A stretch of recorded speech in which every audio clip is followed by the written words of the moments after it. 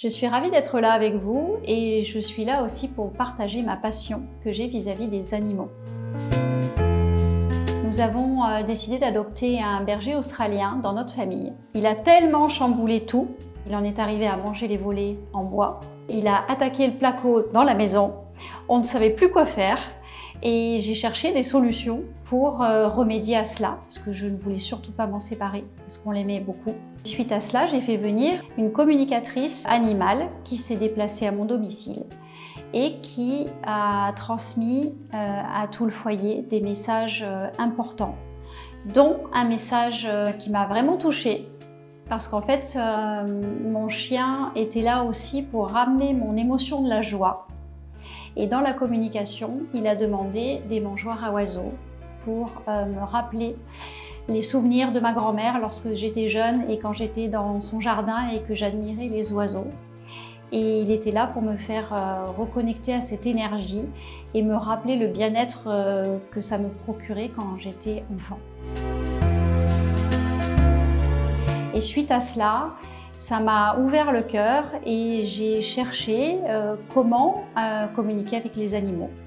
Et j'ai suivi un parcours professionnel pendant 2 ans. Ce parcours permettait en même temps d'avoir des pratiques dans les centres équestres avec les chevaux et d'autres animaux. Ça pouvait être aussi bien des chiens, des chats, des cochons. Chaque animal a des choses à transmettre, à nous transmettre, car en fait, ils sont reliés à nous, à nos émotions, à nos sentiments et aux événements du passé. C'est ce que mon chien, justement, a transmis dans la communication. La communication animale, ça fonctionne aussi bien en présentiel, je peux me déplacer chez vous, et également, je peux le faire à distance. Ce qui est important, c'est d'avoir une photo, que je puisse visualiser l'animal en entier. Et là, je vais recevoir donc les informations de l'animal, c'est-à-dire qu'en fait, je vais le voir. Je vais avoir des ressentis, il peut me faire ressentir de la joie, comme de la tristesse. Si l'animal a une douleur quelque part, il peut aussi me le faire ressentir à moi. Et ce qui est important, c'est qu'il soit entendu par tout le monde, par loyauté vis-à-vis de lui, parce qu'en fait, ça lui tient à cœur vraiment de transmettre tous ces messages. Et il y a un avant la communication et un après. Tout simplement, si votre animal a un comportement inadapté, soudain, qu'il se met à faire des bêtises ou qu'il se met à faire ses besoins.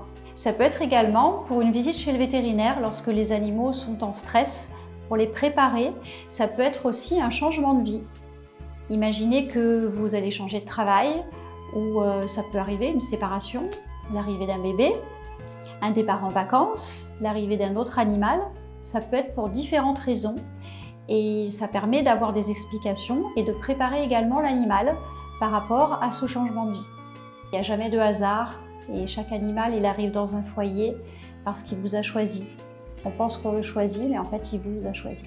Les animaux ont des messages profonds à transmettre à toute la famille, car en fait, leur sujet préféré, c'est vous.